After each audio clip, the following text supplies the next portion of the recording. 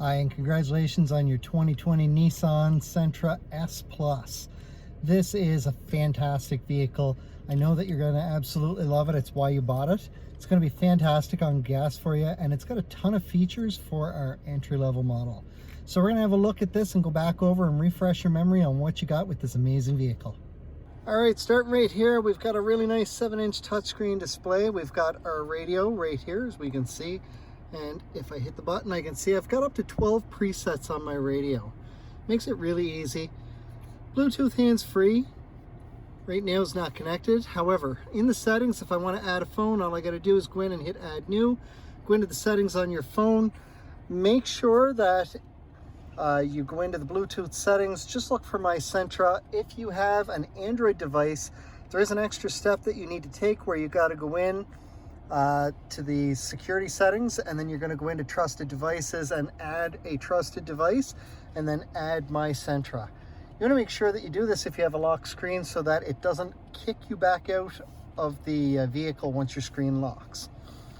Your clock, super simple to set. Right now we're in daylight savings time. If we weren't, all I would do is uncheck this.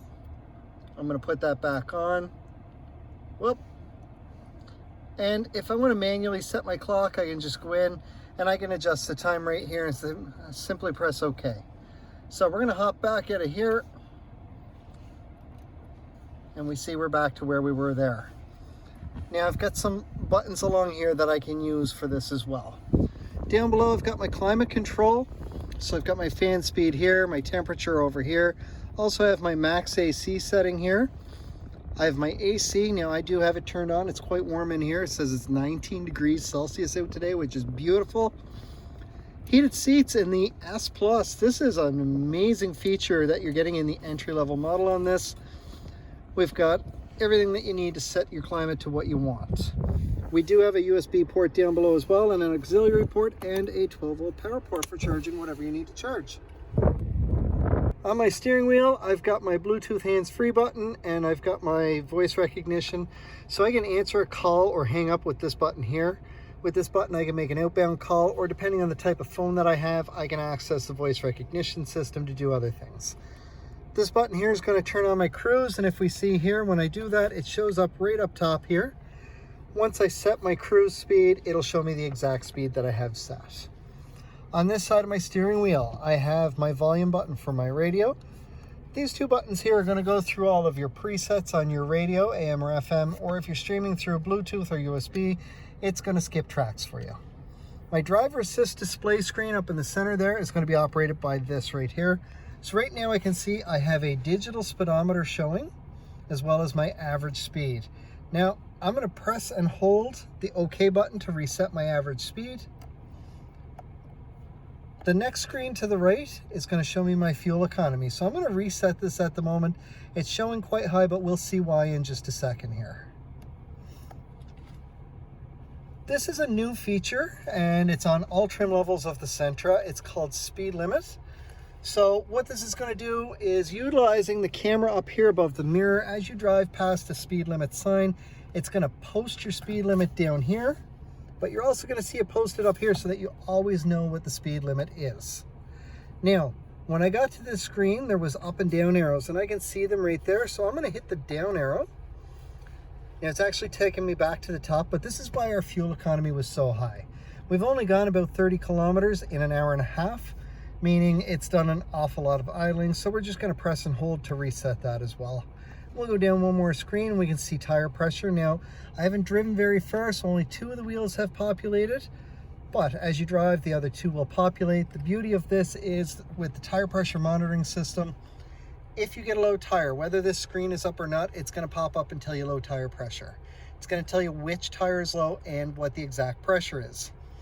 You also have Easy Fill Alert with this vehicle, so when you go to the gas station, if you've got a low tire, just go to the tire that needs air and start putting air in it.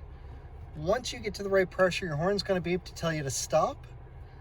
If you were to continue putting air in or went to the wrong tire for some reason, you will hit an upper limit, at which point it will beep 3 times in a row, at which point please stop putting air in that tire. However, if it beeps 3 times in a row on you, please do it to the other 3 tires as well. That way you've got the same tire pressure in all 4 wheels and you get even tread wear. I'm going to go to the right, and we can see that we've got our radio info.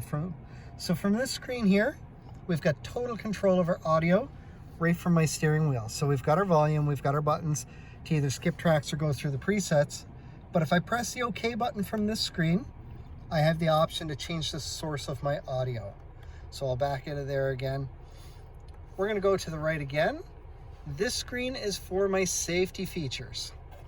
So you are equipped with forward collision warning, which the way that's going to work is if the vehicle in front of you hits the brakes, or maybe there's a vehicle turning onto a separate road and going very slow as you're approaching it quickly, inside the vehicle, it's going to beep at you to let you know that there is a possibility of a collision. The automatic emergency braking is the next step in that. If you don't take the necessary steps when it starts beeping at you, if you're still closing that gap really fast, the beeping gets louder and faster, and if necessary, the vehicle will start to apply the brakes for you. You have blind spot indicators located on the A-frame pillars on the inside of the vehicle. They will light up and stay lit up a dull orange as long as part of the vehicle is in a blind spot while it's lit up. So let's say our driver's side is lit up and I signal to go left. My blind spot indicator is going to start flashing and it's going to beep at me inside the vehicle. I also have lane departure warning run through the camera up in the windshield there. If I start to drift out of my lane, I have a haptic steering wheel. It's going to vibrate for me and tell me that I'm starting to drift out of my lane. Rear cross traffic detection is on this. If you're backing out of a parking spot and there's movement coming at you from either direction, within about 2 car lengths inside the vehicle, it will beep at you and the blind spot indicator on that side of the vehicle will be flashing. And you have rear sonar as well as rear emergency braking. So with the rear sonar, we're going to have a look at the backup camera here. Right away it's beeping at me because I'm a little close to the vehicle behind me. The closer I get, the faster the beeping will get. Once I get to where it's a steady tone, if I'm still not stopping, providing I'm not doing more than 15 kilometers an hour backing up, it's going to very abruptly apply the brakes to help avoid hitting whatever's behind me. Those are your safety features that are on this vehicle, as well as pedestrian detection. It's going to work the exact same way as the automatic emergency braking, just much faster. And then we have our settings screen, which you can alter the settings. Don't be afraid to play with anything here. You can't mess anything up. There is a factory reset button. All right, 2 last things on the Sentra here. If we notice, very much like the higher trim levels, we do have auto headlights, and with that comes high beam assist. High beam assist is a really neat feature. It will automatically turn the high beams on and off when you're on the highway, depending on whether there's a vehicle ahead of you or not. The final thing is your key fob. You have keyless entry.